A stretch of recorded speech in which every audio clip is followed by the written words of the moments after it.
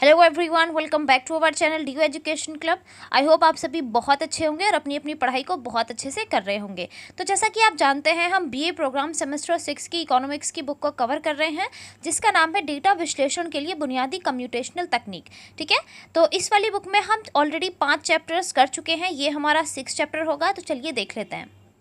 तो आपका जो ये चैप्टर नंबर 6 है, इसका नाम है साधारण सहसंबंध, यानी कि हम इसमें सिंपल कोरिलेशन के बारे में पढ़ेंगे। ठीक है, चलिए देख लेते हैं। पिछले अध्याय केवल समान विचलन वर्गीकरण तक ही सीमित थे, जिनके अंतर्गत विभिन्न सांख्यिकी तकनीकों के प्रमुख विशेषताओं का वर्णन किया गया था। यानी कि हम बात कर रहे हैं कि हमने पिछले अध्यायों में क्या क्या पढ़ा था। इसके बाद समान विचलन वर्गीकरण का संबंध केवल एक ही विचलन से होता है, परंतु कुछ ऐसी समंकमालाएं भी होती हैं जिनका हर मद 2 या 2 से अधिक विचलनों के मूल्यों में उपयोगिता की धारणा की कल्पना कर सकता है। यानी कि ये कह रहा है कि पिछले चैप्टर में हमने क्या पढ़ा था कि सभी के अंदर जो विशेषता होती है, एक ही विशेषता होती है कि वो सिर्फ एक विचलन से रिलेटेड होती है। परंतु कभी कभी ऐसा भी होता है कि कुछ सीरीज ऐसी होती हैं जिनके एक मद 2 या 2 से अधिक मद ऐसे हो सकते हैं जो एक से ज़्यादा उपयोगिताओं की धारणा कर सकते हैं, या फिर हम ये कह सकते हैं कि वो एक से ज़्यादा चीज़ों को से रिलेशन रख सकते हैं। ठीक है, ऐसी वर्गीकरण जिसमें समंकमालाओं की हर इकाई 2 मूल्यों की कल्पना करती है, उन्हें द्विविचलन वर्गीकरण कहते हैं। यानी कि जब ऐसा हो कि किसी सीरीज में उसकी 2 या 2 से अधिक इकाई कई चीज़ों की कल्पना करने लगे, तो उसे हम द्विविचलन, यानी कि 2 विचलनों की कल्पना करेगी तो हम उसे द्विविचलन वर्गीकरण कहेंगे। द्विविचलन वर्गीकरण में दो समंकमालाओं का संबंध ज्ञात करना, ऐसे अध्ययन का अभिप्राय यह संबंध होता है। इसका मतलब ये कह सकते हैं कि जो हमारा ये द्विविचलन होता है, इसमें हम 2 समंकमालाओं के बीच में जो रिलेशन होता है उसके बारे में बात करते हैं। ठीक है, यह सहसंबंध वह सांख्यिकी तकनीक होती है जिसके अंतर्गत 2 विचलनों के संबंध का अध्ययन किया जाता है। यानी कि इसके अंदर हम किन चीज़ों का अध्ययन करते हैं, 2 विचलनों का अध्ययन करते हैं। ठीक है, उन दोनों के बीच में क्या रिलेशन है। जब किन्हीं 2 समंकमालाओं में कारण में परिणाम का संबंध होता है, तो उन संबंधों को ज्ञात करने की प्रक्रिया को सहसंबंध कहते हैं। यानी कि हम ये कह सकते हैं कि अगर कोई चीज़ हो रही है जिसका कारण या परिणाम एक दूसरे से रिलेटिव है, तो हम उसे संबंध बोल सकते हैं। सहसंबंध विश्लेषण के अंतर्गत सांख्यिकी की उन सब तकनीकों तथा तरीकों को सम्मिलित करता है जिनके प्रयोग 2 विचलनों के संबंध की सीमा की माप और उनका अध्ययन करने के लिए किया जाता है।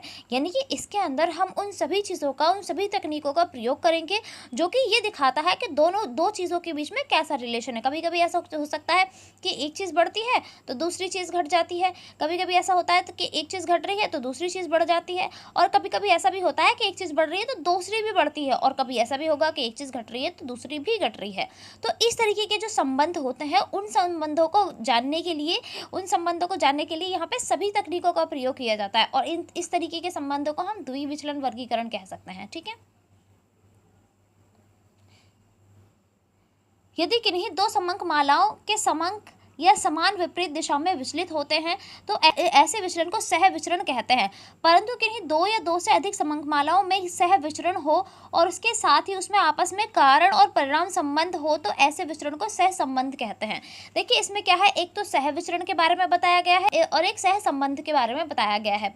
तो ये कह रहा है कि जब भी 2 समंकमालाओं में समान या विपरीत दिशा में संबंध हो, यानी कि जब एक घटे तो दूसरा भी घट जाए, एक बढ़े तो दूसरा भी बढ़ जाए, तो ऐसी वाली जो स्थिति होती है उसको हम सहविचरण कहते हैं। ठीक है, अगर उसके साथ साथ ये चीज़ तो हो ही रही है, उसके साथ साथ उसके जो परिणाम या कारण है वो भी एक ही जैसे रहे हों, तो उसे हम सहसंबंध कह सकते हैं। ठीक है, किसी वस्तु की मांग और मूल्य में सहसंबंध होता है, क्योंकि यदि अन्य बातें समान रहे तो किसी वस्तु की कीमत बढ़ने पर उस वस्तु की मांग कम हो जाएगी। इसी प्रकार विद्यार्थियों के वजन तथा उनकी लंबाई में, किसी शहर की बरसाती कोटों की बिक्री की मात्रा और शहर में बरसात में, इन सभी में आपस में सहसंबंध होता है। यानी कि हम ये कह सकते हैं कि अगर हम सहसंबंध को दिखाना चाहें तो ये दिखा सकते हैं कि एक चीज़ बढ़ रही है तो उसके बढ़ने से दूसरी चीज़ पर क्या असर पड़ता है। जैसे कि कोई वस्तु है, उसका प्राइस हमने बढ़ा दिया तो उसकी जो मांग है ना वो कम हो जाएगी। ठीक है, इसी तरीके से मांग और कीमत में जो होता है वो सहसंबंध होता है। ठीक है, चलिए आगे बढ़ते हैं। सहसंबंध के बारे में कुछ महत्वपूर्ण परिभाषाएं हैं, हमें इन परिभाषाओं को पढ़ना है। आपके लिए मैंने महत्वपूर्ण जो परिभाषाएं हैं उनको अंडरलाइन कर दिया है। यदि संबंध परिमाणात्मक का स्वभाव है तो इस संबंध को ज्ञात करने, मापने और एक संक्षिप्त सूत्र के रूप में व्यक्त करने एक उपयुक्त संख्यात्मक औजार को सहसंबंध कहते हैं। यानी कि ये कह रहा है, अगर परिणाम है ही, अगर संबंध ऐसा है जो कि किसी परिणाम की वजह से होता है, तो उसको ज्ञात करने, उसको दिखाने की जो विधि होती है उसको हम सहसंबंध कह सकते हैं। ठीक है। एक दूसरे विद्वान एम एटल के अनुसार दो या दो से अधिक विचलनों के सह विचरण के विश्लेषण को सहसंबंध कहा जाता है। यानी कि दो या दो से अधिक विचलन जो हैं उनका जो सह विचरण है, यानी कि वो कैसे रिएक्ट करते हैं आपस में एक दूसरे के साथ, उसको हम सहसंबंध कह सकते हैं। इसके अलावा अन्य विद्वान W.A. नाज़वेंगर के अनुसार सहसंबंध विश्लेषण आर्थिक व्यवहार को समझने में योगदान देता है। ऐसे आलोचनात्मक महत्वपूर्ण विचलनों को निर्धारित करने में सहायता देता है जिस पर दूसरे विचलन निर्भर करते हैं। यानी कि सहसंबंध जो है वो ये दिखाता है कि अगर एक चीज़ दूसरे चीज़ पर निर्भर करती है तो वो कैसे निर्भर करती है। ठीक है। एक अर्थशास्त्री को ऐसे संबंध प्रकट करता है जिससे गड़बड़ी फैलती है और ऐसे रास्तों का सुझाव देता है जिससे कि स्थिरता लाने वाली शक्तियाँ प्रभावपूर्ण हो सकें। यानी कि जो चीज़ें कारण, ये कारण को बताएगा कि कारण किस कारण से जो महंगाई है वो बढ़ी है, और उसके साथ साथ वो ये भी दिखाता है कि इसके सॉल्यूशंस क्या क्या हो सकते हैं। ठीक है। चलिए आगे बढ़ते हैं। कुछ और डेफिनेशंस हैं, जैसे कि ये विद्वान है L.R. कॉनोर। ठीक है। जब दो या दो से अधिक राशियां सहानुभूति में परिवर्तित होती हैं जिससे एक में होने वाली परिवर्तन के फलस्वरूप दूसरी राशि में भी परिवर्तन होने की प्रवृत्ति पाई जाती है तो वह राशियां सहसंबंध कहलाती हैं। इसका मतलब यह है कि अगर एक में कुछ चेंजेस हो रहे हैं, कोई परिवर्तन हो रहे हैं, तो उसकी वजह से दूसरे में भी चेंज होंगे। ठीक है। तो ऑलमोस्ट सारी डेफिनेशंस जो हैं वो एक जैसी हैं। आप अगर एक डेफिनेशन को अच्छे से याद कर लेंगे तो आपको सभी डेफिनेशन का थोड़ा थोड़ा आइडिया हो जाएगा। ठीक है। बट आपके जो ये विद्वान हैं इनके आपको नाम याद करने पड़ेंगे। ठीक है। तो चलिए देख लेते हैं आगे सहसंबंध की उपयोगिता, यानी कि सहसंबंध जो है उसका उपयोग कहाँ कहाँ किया जाता है और कैसे कैसे किया जाता है। ठीक है। तो सबसे पहला है सहसंबंध के विश्लेषण के कारण हम दो या दो से अधिक विचलनों के बीच पारस्परिक संबंध की दिशा व मात्रा का ज्ञान कर सकते हैं। यानी कि हम ये देख सकते हैं कि जो चीज़ है वो किस दिशा में जा रही है या कितनी मात्रा में जा रही है। ठीक है। जब हम एक बार यह जान लेते हैं कि दो विचलन आपस में सहसंबंधित हैं, तब हम आसानी से एक विचलन के मूल्यों को मालूम कर सकते हैं। यानी कि हमें दो चीज़ों के रिलेशन का पता चल गया। ठीक है। तो हम एक का जानकर दूसरे का भी रिलेशन, यानी कि दूसरे के बारे में भी इंफॉर्मेशन जान सकते हैं, क्योंकि वो कोरिलेटिव्स हैं। उसके बाद देखिए, सहसंबंध विश्लेषण अर्थशास्त्री तथा व्यवसायियों के लिए काफ़ी महत्वपूर्ण है, क्योंकि यह अर्थशास्त्रियों को ऐसे संबंधों के बारे में बताता है जिससे गड़बड़ी फैलती है और उसे ऐसा रास्ता सुझाता है जिससे स्थिरता लाने वाली शक्तियाँ प्रभावपूर्ण हो सकें। देखिए, मैंने अभी आपको बताया था कि सहसंबंध का जो विश्लेषण है वो यही बताता है कि किसी चीज़ के होने के क्या रीजंस हैं, क्या कॉजेज़ हैं, और उससे निपटने के जो सोल्यूशंस हो सकते हैं वो क्या क्या हो सकते हैं। ठीक है। इसके बाद देख लीजिए, सहसंबंध का विश्लेषण वैज्ञानिकों को भी सहायता पहुंचाता है। यहाँ पे हम कह सकते हैं कि हाँ, वो साइंटिस्ट की भी हेल्प करता है, क्योंकि प्रकृति में सांख्य अंतर संबंधित शक्तियाँ पाई जाती हैं। क्योंकि हमारी जो प्रकृति होती है उसमें भी तो किसी न किसी रीज़न की वजह से कोई ना कोई कारण ही होता है, संबंध होता है, जिससे चेंजेस होते रहते हैं। ठीक है। इसके बाद चलिए देख लेते हैं सहसंबंध और कार्यकरण का अंतर, यानी कि सहसंबंध और कार्यकरण जो है उसमें क्या अंतर होता है। सहसंबंध शब्द को कार्यकरण से अलग कर समझना चाहिए, दोनों को एक समझना भूल होगी। इसका अभिप्राय यह है कि यदि सह संबंध दो विचलनों के माध्यम पाया जाता है तो ऐसी कल्पना नहीं की जा सकती कि एक विचलन में परिवर्तन के कारण दूसरे विचलन में भी परिवर्तन ही होगा, या फिर हम ये भी नहीं कह सकते कि अगर एक में पॉजिटिव परिवर्तन हो रहा है तो दूसरे में भी पॉजिटिव ही परिवर्तन होगा। ठीक है। साधारण शब्दों में हम इस प्रकार कह सकते हैं कि एक विचलन में परिवर्तन होने के साथ साथ दूसरे विचलन में भी परिवर्तन हो सकता है, परंतु इसका मतलब यह नहीं है कि वह परिवर्तन भी उसी कारण की वजह से हो। यानी कि ऐसा नहीं है कि परिवर्तन उसी कारण की वजह से हो या परिवर्तन उसी प्रकार का हो, परिवर्तन कैसा भी हो सकता है। ठीक है। जब दो विचलनों के कारण और प्रभावी सहसंबंध ना हो परंतु उन दोनों विचलनों में सहसंबंध पाया जाए तो ऐसे सहसंबंध को मिथ्या संबंध यानी कि निरर्थक सहसंबंध भी कह सकते हैं। यानी कि जब हम ये कहें कि दोनों के रीजंस एक नहीं है होने के और दोनों के जो प्रभाव हैं वो भी एक जैसे नहीं है, तो उस टाइम पे हम इस सहसंबंध को हम निरर्थक सहसंबंध कहेंगे। ठीक है। या फिर मिथ्या सहसंबंध भी कह सकते हैं। इसके अलावा देखिए, सहसंबंध के निम्न कारण हो सकते हैं। सहसंबंध के क्या क्या कारण होंगे, यहाँ पे सहसंबंध के कारण दिए हुए हैं। सबसे पहला जो कारण है वो कहता है कि कई बार यह देखने में आता है कि दो विचलनों में किसी भी प्रकार का सहसंबंध नहीं होता है। इसके अतिरिक्त ना तो उनमें एक कारण और परिणाम का पारस्परिक संबंध होता है। देखिए क्या कहता है कि कभी कभी ऐसा भी होता है कि दो चीज़ों में सहसंबंध तो है और उनके बीच में परिणाम या कोई भी पारस्परिक जो संबंध है ऐसा कुछ भी नहीं था। यानी कि ना कारण एक जैसे हैं, ना उनके परिणाम एक जैसे हैं और ना ही उनके बीच में कोई संबंध था। ठीक है। उसके बाद देखिए, फिर भी संयोग से कई बार दोनों विचलनों के साथ साथ विपरीत दिशा में देखने में आते हैं। ऐसी दशा में यदि विभिन्न घटनाओं के आंकड़ों को लेकर इन दोनों विचलनों में सहसंबंध की गणना की जाए तो बहुत हद तक सहसंबंध प्रकट हो सकता है, जबकि इन दोनों में सहसंबंध है ही नहीं। ठीक है, यानी कि हम ये कह सकते हैं कि सहसंबंध नहीं होते हुए भी हम उनमें सहसंबंध पा सकते हैं। उदाहरण के लिए छोटे से नमूने के अनुसार 4 व्यक्तियों की आय और उनके वजन में सहसंबंध हो सकता है, जबकि लोगों की आय और वजन में आपस में कोई कारण या प्रभावी संबंध नहीं होता। यानी कि ये कह रहा है कि 4 व्यक्तियों की आय है और उनके बीच में सहसंबंध देखने को मिल सकता है, बल्कि अगर हम रियलिटी सोचें तो वजन और आय में तो कोई संबंध होता ही नहीं है। बट अगर हम इनडायरेक्टली कहें कि हाँ आय कम है, इस वजह से वो खाना कम खाते होंगे, जिस वजह से उनका वजन कम है, तो हाँ इस तरीके से हम उनके बीच में सहसंबंध बना सकते हैं। ठीक है, अदरवाइज कोई भी डायरेक्ट रिलेशन देखने को नहीं मिलता है। चलिए दूसरा देख लेते हैं, दूसरी चीज़ क्या कहती है। जब सहसंबंध विचलन एक या अधिक विचलनों से प्रभावित होता है तो उन विचलनों में बहुत अधिक सहसंबंध होता है। ऐसी दशा में या तो वही कारण या विभिन्न हर कारण विचलन को उसी प्रभाव से प्रभावित करते हैं। उदाहरणतः प्रति एक चावल और चाय के उत्पादन में इस वास्तविकता के कारण सहसंबंध पाया जा सकता है कि दोनों का संबंध बरसात की मात्रा पर निर्भर करता है। यानी कि हम ये भी कह सकते हैं कि सहसंबंध जो होता है वो कभी कभी ऐसे टाइम पे भी पाया जा सकता है जब वो बिल्कुल एक दूसरे से रिलेटेड ना हो, बट कोई तीसरी चीज़ उन दोनों से रिलेटेड हो। जैसे कि यहाँ पे बारिश है, ठीक है, बारिश जो है वो किससे, चावल और चाय दोनों से रिलेटेड है, क्योंकि दोनों ही बरसात की मात्रा में ही, तो जब अच्छी बरसात होगी उसी टाइम पे इनकी फसल अच्छी होगी। तो इस तरीके से हम इन दोनों के बीच में भी सहसंबंध बना सकते हैं। ठीक है, दो विचलनों में सहसंबंध इसीलिए भी हो सकता है कि वे विचलन एक दूसरे को प्रभावित कर रहे हैं कि यह कहना कठिन हो कौन सा विचलन कारण है और कौन सा परिणाम है। तो ऐसी दशा में दोनों को एक दूसरे के प्रति प्रतिक्रियावादी होते हैं। यानी कि हम ये कह सकते हैं कि कभी कभी ऐसा भी होता है कि दोनों एक दूसरे को प्रभावित कर रहे हैं, पर यह नहीं पता कि कौन कारण है और कौन प्रभाव है। इसी वजह से दोनों को क्या माना जाएगा, प्रतिक्रियावादी माना जाएगा। ठीक है, चलिए आगे बढ़ते हैं, सहसंबंध के प्रकार देख लेते हैं। सहसंबंध के प्रकार, सहसंबंध के केवल 4 प्रकार होते हैं। पहला धनात्मक और ऋणात्मक सहसंबंध, दूसरा होता है सरल तथा बहुगुणी सहसंबंध, उसके बाद तीसरा होता है संपूर्ण तथा आंशिक सहसंबंध, इसके बाद होता है रेखीय तथा अरेखीय या वक्रीय सहसंबंध। ठीक है, चलिए सारे सहसंबंधों को देख लेते हैं। पहला धनात्मक और ऋणात्मक सहसंबंध होता है। ऐसे विचलन में औसतन रूप से वृद्धि या दूसरे विचलन में भी औसतन रूप से वृद्धि हो, यानी कि जब एक बढ़ता है तो दूसरा भी बढ़ता है और जब एक घटता है तो दूसरा भी घटता है, तो इसको हम धनात्मक सहसंबंध बोलते हैं। यानी कि एक जो है वो दूसरे की दिशा में ही काम कर रहा है, तो इसको हम धनात्मक बोलते हैं। ठीक है, धनात्मक सहसंबंध।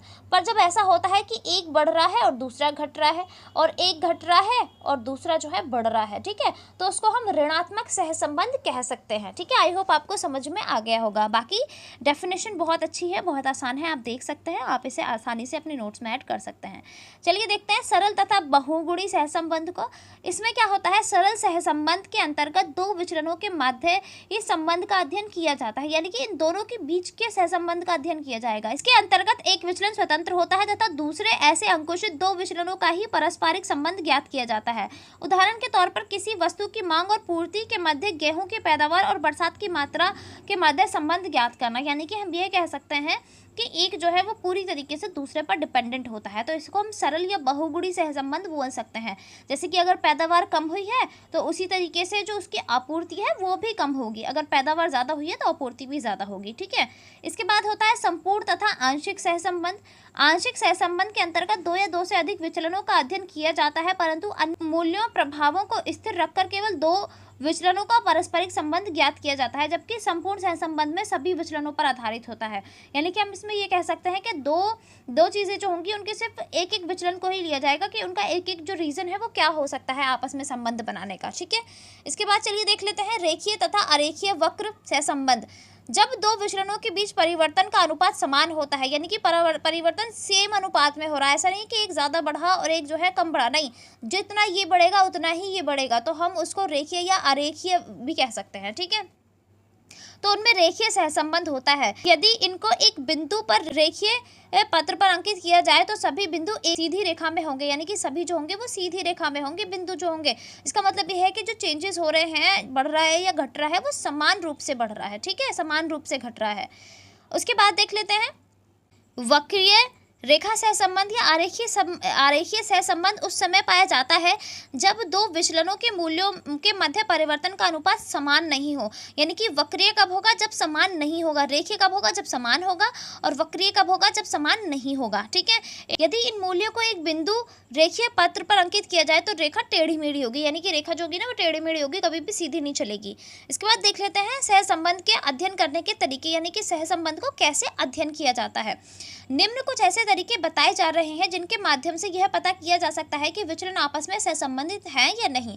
पहला होता है विक्षेप या चित्र रीति, उसके बाद रेखा चित्र रीति, और फिर उसके बाद होता है कर्ल पियर्सन के सहसंबंध गुणांक रीति। ठीक है, चलिए सारी रीतियों को देख लेते हैं। उसके बाद और भी कुछ रीति हैं जैसे कि श्रेणी रीति है, संगामी विचलन रीति, एंड उसके बाद हम सबसे पहले जो पहली रीति है यानी कि विक्षेप या चित्र रीति उसको पढ़ेंगे। ठीक है, तो चलिए देख लेते हैं। विक्षेप चित्र की सहायता से दो श्रेणियों के बीच सहसंबंध की दिशा तथा सहसंबंध की मात्रा को मोटे तौर से ज्ञात किया जाता है। इस विधि के अनुसार ग्राफ पेपर यानी कि ग्राफ पेपर पर हम क्या करेंगे? एक्स भुजा तथा स्वतंत्र विचलन मूल्य वाई भुजा, यानी कि हमें क्या करना है? इस तरीके से बनाना होता है। ये एक्स एक्सिस होगा, ये हमारा वाई एक्सिस होगा। ठीक है, ये इस चीज़ के बारे में बात करता है। ठीक है, पर स्वतंत्र विचलन मूल्य लेकर एक्स और वाई के मूल्य को दर्शाया जाता है। इस प्रत्येक बिंदु एक एक्स श्रेणी के मूल्य और एक उससे संबंधित वाई श्रेणी के मूल्य को दर्शाता है। इस प्रकार एक्स और वाई श्रेणियों में जितने जोड़े होंगे उतने ही ग्राफ पर बिंदु होंगे। ठीक है, चलिए देख लेते हैं। इसके बाद यदि यह बिंदु बाएं और नीचे की दिशा से दाएं और ऊपर की दिशा में बढ़ते हैं तो यह सरल रेखीय होंगे और तथा एक्स और वाई में पूर्ण धनात्मक सहसंबंध होगा। यानी कि क्या हो रहा है? जब भी ये बिंदु जो होंगे वो बाएं तरफ बढ़ेंगे और नीचे की दिशा से उठते हुए दाईं ओर बढ़ जाएंगे तो इसको हम क्या कहेंगे? सरल रेखीय वक्र कहेंगे। ठीक है, और इसमें पूर्ण धनात्मक सहसंबंध होगा। परंतु उसके बाद देख लेते हैं, यदि यह बिंदु बाएं और नीचे की दिशा से दाईं और ऊपर की दिशा में बढ़ रहे हैं परंतु एक सीधी रेखा में नहीं है, इसे उच्च धनात्मक सहसंबंध कहेंगे। और यदि यह बिंदु काफी इधर उधर बिखरे हुए हैं तो हम इसे निम्न धनात्मक सहसंबंध कहेंगे। चलिए इन तीनों को ही देख लेते हैं। देखिए यहाँ पे जो है ये परफेक्ट कॉर्पोरेशन है, यानी कि ये बिल्कुल सरल वाला है। इसके बाद ये हाई डिग्री पॉजिटिव रिलेशन है, एंड देन उसके बाद आप लो डिग्री पॉजिटिव कोरिलेशन देख सकते हैं। ठीक है, उसके बाद आगे बढ़ते हैं। जब ऋणात्मक तथा सहसंबंध दो विचलनों के मध्य होता है तब विक्षेप क्षेत्र में बिंदुओं बाएं हाथ के कोने से नीचे दाहिने हाथ के कोने तक जाते हैं। पूर्ण धनात्मक सहसंबंध की दिशा में नीचे की ओर बाएं और सीधी रेखा में होते हैं। यह सारा कुछ निम्न चित्रों द्वारा अंकित किया जाएगा। देखिए यहाँ पे कुछ चित्र दिए गए हैं। यहाँ पे देखिए ये परफेक्ट नेगेटिव है, यहाँ पे देखिए ये परफेक्ट नेगेटिव है, यहाँ पे हाई डिग्री नेगेटिव कोरिलेशन है, देन उसके बाद हम देखेंगे लो डिग्री नेगेटिव कोरिलेशन। ठीक है, तो वहाँ पे ऊपर हमने पॉजिटिव देखा था, पॉजिटिव में चीज़ें ऐसे बढ़ रही थी, बट नेगेटिव में क्या होगा? ये चीज़ें ऐसे बढ़ेंगी। ठीक है, आई होप आपको समझ में आया होगा। चलिए आगे बढ़ते हैं। जब विक्षेप क्षेत्र में बिंदुओं की कोई निश्चित क्रम दिशा ना हो या बिना किसी निश्चित तरीके के बिंदु इधर उधर फैले हुए हों तो उनमें कोई सहसंबंध नहीं होता। निम्न चित्र से पूर्ण रूप से स्पष्ट होता है। देखिए यहाँ पे क्या है? बिंदु इधर उधर बिखरे हुए हैं और मैं देखिए ऐसे भी लाइन नहीं काट सकती ना ऐसे काट सकती हूँ, ये सबको कवर नहीं कर पाएगा एक्चुअली। ठीक है, तो इसी तरीके से हम ये कह सकते हैं कि ये क्या है? इसमें कोई सहसंबंध नहीं है। ठीक है, बाकी आपके लिए यहाँ पे 2 क्वेश्चंस दिए गए हैं। आप इन क्वेश्चंस को अटेम्प्ट करने की कोशिश कर सकते हैं और बता सकते हैं कि इनमें किस तरीके का रिलेशन बन रहा है। ठीक है, आप सभी अपने आंसर्स को कमेंट बॉक्स में कमेंट कर सकते हैं। चलिए आगे देख लेते हैं। नेक्स्ट रीति जो है रेखाचित्र रीति। ठीक है, रेखाचित्र रीति इस विधि के अंतर्गत एक्स भुजा पर समय, स्थान, क्रम, संख्या आदि को लिया जाता है और वाई भुजा पर 2 या 2 से अधिक संबंधित श्रेणियों की इकाई को लिया जाता है। तत्पश्चात श्रेणियों को एक ही ग्राफ पर दिखाया जाता है। यदि श्रेणियों को दिखाने वाली रेखा एक ही दिशा में बढ़ रही है या गिर रही है तो उस श्रेणी में धनात्मक सहसंबंध होगा। यदि वह रेखाएं विपरीत दिशा में जा रही हैं तो ऋणात्मक होगा। यानी कि 2 श्रेणियां होंगी, उन दोनों श्रेणियों की रेखाएं चलेंगी। अगर दोनों बढ़ रही होंगी तो क्या होगा? उनमें धनात्मक रिलेशन है, बट अगर नहीं बढ़ रही हैं, घट रही हैं, तो उनमें ऋणात्मक सहसंबंध है। ठीक है, चलिए यहाँ पे देख लेते हैं। देखिए यहाँ पे क्या है? यहाँ पे ये बढ़ रही हैं दोनों ही एक ही दिशा में, तो यहाँ पे पॉजिटिव रिलेशन देखने को मिल सकता है। ठीक है, आगे देख लेते हैं। उपरोक्त रेखा चित्र में यह स्पष्ट होता है कि आय और व्यय में एक काफ़ी गहरा धनात्मक संबंध होता है। जैसे जैसे कि आय बढ़ रही थी वैसे वैसे ही व्यय बढ़ रहा था उसके साथ साथ, ठीक है। तो इसमें हम कह सकते हैं कि धनात्मक सहसंबंध है।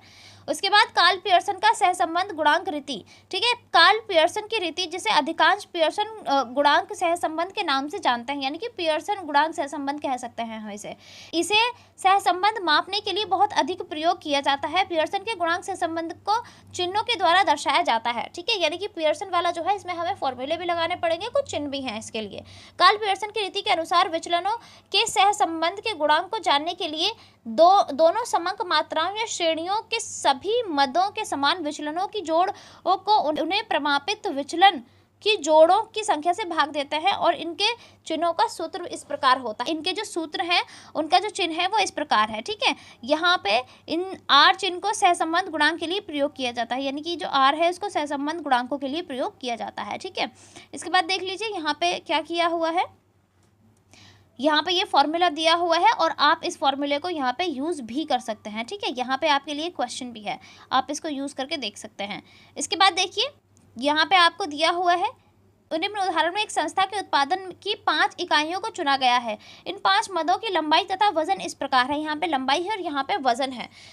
उपरोक्त दी गई लंबाई और वजन से कार्ल पियर्सन की रीति से सहसंबंध गुणांक ज्ञात करो, यानी कि हमें क्या करना है, सहसंबंध गुणांक ज्ञात करना है। जैसा कि आप जानते हैं कि यहाँ पे पहले हमें क्या निकालना पड़ेगा, हमें यहाँ पे पहले सिग्मा निकालना पड़ेगा। तो देख लेते हैं यहाँ पे क्या है, सिग्मा एक्स अपॉन में एन रखना है, यानी कि टोटल कीजिए, फिर उसके अपॉन में कितने 1 2 3 4 5 है तो 5 रख दीजिए। इसी तरीके से आपको वाई का निकालना है, देन उसके बाद आप कार्ल पियर्सन की जो फॉर्मूला है उसको रख सकते हैं। यहाँ पे आपके पास सिग्मा एक्स वाई की वैल्यू आ गई है, आप कार्ल पियर्सन का फॉर्मूला रख के यहाँ पे आंसर निकाल सकते हैं आसानी से, बस आपको फॉर्मूला पता होना चाहिए, ठीक है। एक और एग्जाम्पल है, आप यहाँ पे उस एग्जाम्पल का यूज़ कर सकते हैं, आप उसे करके देख सकते हैं, ठीक है।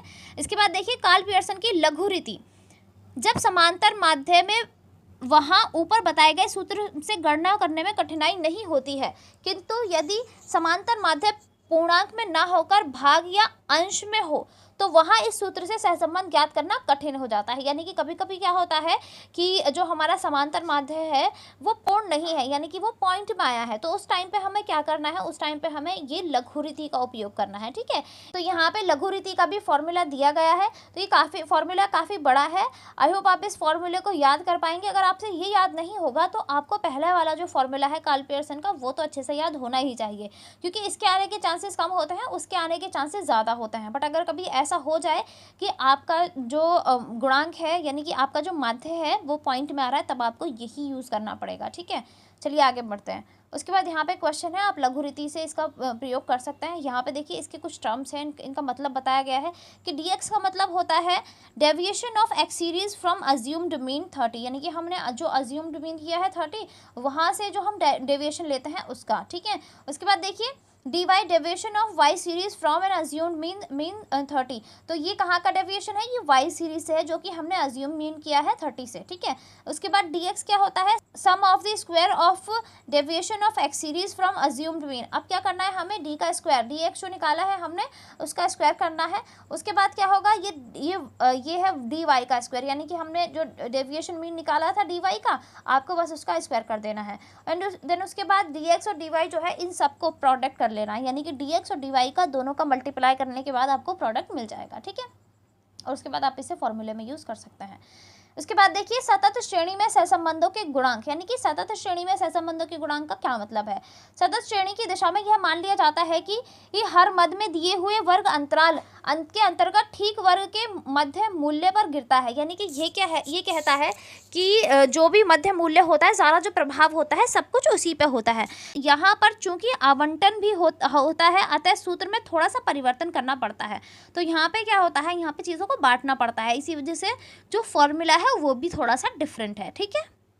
इसके बाद देख लेते हैं कार्ल पियर्सन के सहसंबंध के गुणांक के गुण, यानी कि कार्ल पियर्सन का जो सहसंबंध है उसके गुणांक के क्या क्या गुण होते हैं। यह गुण सर्वाधिक प्रचलित माध्य, समांतर माध्य और अपकिरण के सबसे बढ़िया माप प्रमाप विचलन पर आधारित होता है, यानी कि ये किस किस चीज़ पर आधारित होगा, ये समांतर माध्य पर आधारित होगा, ये अपकिरण की माप पर आधारित होगा, ठीक है। क्योंकि इन चीज़ों में जो मिस्टेक्स होती हैं वो होने के चांसेस बहुत ज़्यादा कम होते हैं, तो हम कह सकते हैं कि ये एक तरीके से पॉजिटिव चीज़ है इसकी। इसके बाद देखिए यह गणितीय दृष्टि से भी पूर्ण है, क्योंकि इसमें बीज गणितीय चिन्हों का प्रयोग किया जाता है, क्योंकि प्लस यानी कि पॉजिटिव चिन्ह और धनात्मक सहसंबंध को, और नेगेटिव चिन्ह जो है वो ऋणात्मक सहसंबंध को व्यक्त करते हैं। इसमें गुणांक की सीमाएं -1 तक सीमित होती हैं, यानी कि इसमें जो गुणांक की सीमाएं होती हैं वो 1 तक सीमित होती हैं। उसके बाद देख लेते हैं इसके दोष होते हैं वो क्या क्या होते हैं। इसमें पाए जाने वाले प्रमुख दोष भी होते हैं, जैसे कि इस गुणांक की गणना करते समय यह मान्यता रखी जाती है कि दो विचलनों की श्रेणी में सरल रेखीय संबंध है, जबकि व्यवहारिक जीवन में प्राय वक्रीय संबंध ही पाया जाता है। यानी कि हम ये भी कह सकते हैं कि जब हम इसकी गणना करेंगे तो हम ये देखेंगे कि सरल रेखीय संबंध है, बट जबकि ऐसा कभी भी नहीं होता है कि सरल रेखीय संबंध देखने को मिले, थोड़ा बहुत तो डिफरेंस देखने को मिलता ही है। उस गुणांक की गणना में अत्यंत छोटे व अत्यंत बड़े मूल्यों का अधिक तथा अनुचित प्रभाव पड़ता है, यानी कि जो बड़े बड़े या छोटे छोटे जो चीज़ होती हैं उनका बहुत ज़्यादा प्रभाव पड़ता है। इसके बाद देख लेते हैं इस गुणांक की व्याख्या में भी काफ़ी सावधानियाँ बरतनी पड़ती हैं, अन्यथा परिणाम गलत भी हो सकता है, यानी कि कभी कभी इसका भी परिणाम गलत हो सकता है। इसके बाद देख लेते हैं कार्ल पियर्सन के सहसंबंध की गुणांक की संभाव्य विभद्र या गलतियां, यानी कि अगर इसमें कुछ गलतियां होती हैं तो हम उनको कैसे सुधार सकते हैं। ठीक है, तो इसको सुधारने का भी एक तरीका है, आप इस फॉर्मूले को यूज कर सकते हैं, तो आपकी जो इसमें जो गलतियां हुई हैं या फिर जो मिस्टेक्स होने के चांसेस है वो बिल्कुल कम हो जाते हैं। ठीक है, इसमें जो R का मतलब है यह सहसंबंध गुणांकों के लिए माना गया है, और n मदों के जोड़ों की कुल संख्या, यानी कि जो भी मद है उनके जो टोटल जोड़ है ये वो है। ठीक है, संभाव्य विभद्र की माप या राशि यदि ये सर्वाधिक संभावित माप में जोड़ दिया जाए या घटा दिया जाए तो उसके परिणाम स्वरूप ये सीमाएं ज्ञात हो जाएंगी कि जिनके अंतर्गत हम सहसंबंध के गुणांक उन मूल्यों की आशा कर सकते हैं जिनके अंतर्गत यह विचलित होते हैं, यानी कि हम ये कह सकते हैं उन मूल्यों को प्राप्त कर सकते हैं जो कि राइट हैं। ठीक है, इसके लिए भी हमें कुछ चीज़ें देखनी पड़ेंगी कि किस चीज़ पर आधारित होते हैं। पहला जो है, यदि सहसंबंध का गुणांक संभाव्य विभद्र से कम होता है तो यह सहसंबंध नहीं होगा। उसके बाद क्या होता है, यदि सहसंबंध का गुणांक संभाव्य विभद्र से 6 गुना होता है तो सहसंबंध को निश्चित और महत्वपूर्ण समझना चाहिए। यदि सहसंबंध का गुणांक संभाव्य विभद्र के 3 गुने से ज़्यादा हो पर 6 गुने से कम हो तो यह सहसंबंध महत्वपूर्ण तो होता है परंतु अधिक महत्वपूर्ण नहीं होता। इसके बाद हम देख लेते हैं कि यदि संभाव्य विभद्र बहुत अधिक नहीं है और यदि दिया गया सहसंबंध संभाव्य विभद्र बहुत अधिक है परंतु इसके 3 गुना से कम है तो कुछ निश्चित रूप से कहा नहीं जा सकता, यानी कि उस टाइम पे श्योरिटी नहीं होती है। परंतु यदि सहसंबंध संभाव्य विभद्र की 5 गुना या इससे अधिक है परंतु 3 गुने से कम नहीं तो साधारणतः इस सहसंबंध को काफी महत्वपूर्ण समझा जा सकता है। ठीक है, इसके बाद देख लेते हैं नेक्स्ट है श्रेणी रीति। ठीक है, यानी कि रैंक मेथड। इस विधि के अंतर्गत दो विचलनों के बीच सहसंबंध का निर्धारण विचलनों और मूल्यों के आकार के आधार पर न होकर चल मूल्यों के आधार पर होता है। यानी कि क्या होता है कि विचलनों के मूल्य पर आधारित नहीं है, जबकि वो चल मूल्य यानी कि जो बदलते रहते हैं उनके ऊपर आधारित होता है। अनुपस्थिति अर्थात क्रम या श्रेणी के आधार पर होता है। इस विधि के अनुसार दो श्रेणियों में प्रत्येक मूल्य को उस श्रेणी मूल्य के तुलनात्मक आकार के अनुसार श्रेणी या क्रम प्रदान किया जाता है। किसी श्रेणी में सबसे बड़े मूल्य को 1 तथा उसी क्रम में उससे छोटे मूल्य को 2 और उससे छोटे मूल्य को 3 क्रम में रखा जाता है, यानी कि हम उन्हें क्रम में बांट देते हैं। ठीक है, और इसे निकालने के लिए एक फॉर्मूला भी है जो श्रेणी रीति का है, यानी कि श्रेणी क्रम का है। आप इस फॉर्मूले को भी याद कर लीजिएगा। ठीक है, इसी फॉर्मूले से ये आपका क्वेश्चन है जो कि यहाँ पे सॉल्व हुआ है। आप क्या करेंगे, आपको बस सारी वैल्यूज़ रखनी है फॉर्मूला में एंड देन पुट कर देना है। ठीक है, उसके बाद आपका आंसर आ जाएगा। यहाँ ध्यान देने वाली बात यह है कि जब हमें वास्तविक आंकड़ा दिया गया हो और श्रेणी या क्रम ना बताए गए हो तो यह आवश्यक हो जाता है कि हम श्रेणी या निश्चित क्रम कर लें, यानी कि हमें क्या करना होता है, श्रेणी का निश्चित क्रम करना होता है, यानी कि उसे हमें निश्चित क्रम से या तो असेंडिंग ऑर्डर में लगा लें या फिर डिसेंडिंग ऑर्डर में लगा लें। ठीक है, इसके बाद इन क्रम का निर्धारण या तो सबसे ऊँची कीमत को लेकर या सबसे नीची कीमत को लेकर निर्धारित किया जाना चाहिए, यानी कि या तो आप सबसे बड़ी कीमत को सबसे पहले ले लें या फिर सबसे छोटी कीमत को सबसे पहले ले लें। ठीक है, चाहे कुछ भी हो, जो तरीका अपनाया जाए उन दोनों विचलनों में वही तरीका अपनाया जाना चाहिए, यानी कि दोनों विचलनों में एक ही जैसा तरीका अपनाना है। ऐसा नहीं है कि आपने एक में तो बड़े से शुरुआत कर दी और एक में छोटे से शुरुआत कर दी, ऐसा नहीं कर सकते आप। ठीक है, बहुत बार ऐसा भी देखने में आता है कि 2 या 2 से अधिक मदों का क्रम एक ही आता है तो इस दिशा में उनका औसत ले लिया जाता है, यानी कि कभी ऐसा होता है कि 2 या 2 से अधिक जो मदें हैं वो बिल्कुल एक जैसी हैं, तो हम क्या करेंगे, उनका औसत ले लेंगे और उनके औसत को रखेंगे उनकी जगह पर। ठीक है, जब कभी ऐसा होता है तो सूत्र को थोड़ा सा परिवर्तन करना पड़ता है, यानी कि जब ऐसा हो जाता है तो हमें फॉर्मूला थोड़ा सा चेंज करना पड़ता है। ये थोड़ा सा चेंज फॉर्मूला है। ठीक है, इसके बाद आप इसे रख सकते हैं फॉर्मूले में। इसके बाद आता है आपका संगामी विचलन रीति। यह रीति सहसंबंध के अध्ययन के लिए सबसे सरल विधि है। इस विधि का के अंतर्गत यह प्रमुख चीज है कि इसमें दोनों विचलनों की दिशा में परिवर्तन की गणना की जाती है। इसका सूत्र निम्नलिखित है, यानी कि यहाँ पे इसका सूत्र दिया गया है संगामी विचलन रीति का। ठीक है, इसमें आर जो है वो संगामी विचलन विधि से सहसंबंध गुणांक को दिखाता है, सी उसके बाद संगामी विचलन की कुल संख्या को दिखाता है, एन तुलना किए गए विचलनों के जोड़ को दिखाता है। ठीक है, इसके बाद देख लेते हैं, जैसा कि ऊपर बताया जा चुका है कि इस विधि के अंतर्गत सहसंबंध गुणांक ज्ञात करना बहुत ही आसान होता है। इसके अंतर्गत दोनों श्रेणियों या विचलनों के पदों को पॉजिटिव यानी कि प्लस और नेगेटिव यानी कि माइनस चिन्हों को लगाकर दिखाया जाता है। वृद्धि होने पर पॉजिटिव और कमी होने पर नेगेटिव चिन्ह का प्रयोग करते हैं। जहां कोई परिवर्तन ना हो वहां जीरो का प्रयोग करेंगे, यानी कि अगर बढ़ेगा तो पॉजिटिव, घटेगा तो नेगेटिव, अगर कुछ ना हो तो जीरो। ठीक है, चलिए आगे देख लेते हैं। देखिए यहाँ पे फॉर्मूला लगाया हुआ है, आपकी सारी वैल्यूज आप इसमें पुट करेंगे तो आपका आंसर जो होगा वो जीरो, यानी कि यहाँ पे कोई परिवर्तन नहीं है। ठीक है, आई होप आपको समझ में आ गया होगा। तो आपका जो ये चैप्टर नंबर 6 है ये भी कंप्लीट हो चुका है। मैं आपको एक बात बता दूं कि इस चैप्टर की जो थ्योरी है वो बहुत ज़्यादा इंपॉर्टेंट है, तो आप इस चैप्टर की थ्योरी पर ज़्यादा फोकस करेंगे और जो इंपॉर्टेंट फॉर्मूलेज हैं उन फॉर्मूलेज को भी याद करेंगे। ठीक है, इस चैप्टर से थ्योरी आने के चांसेस बहुत ज़्यादा हैं, तो आई होप आप उस पर फोकस करेंगे। तो आगे आने वाले चैप्टर के लिए आप प्लीज़ चैनल को सब्सक्राइब कर लीजिए, बेल आइकन को प्रेस कर लीजिएगा, एंड अगर आप थोड़ी सी और इन्फॉर्मेशन चाहते हैं तो आप हमारे टेलीग्राम ग्रुप से जुड़ सकते हैं। ठीक है, आप हमारे फेसबुक पेज को भी फॉलो कर सकते हैं, इसके अलावा आप हमारे इंस्टाग्राम आईडी को भी रीच कर सकते हैं। ठीक है, और आप अगर हमारे ब्लॉगर से जुड़ना चाहते हैं तो आप वहां पे भी हमसे जुड़ सकते हैं। Thank you so much everyone.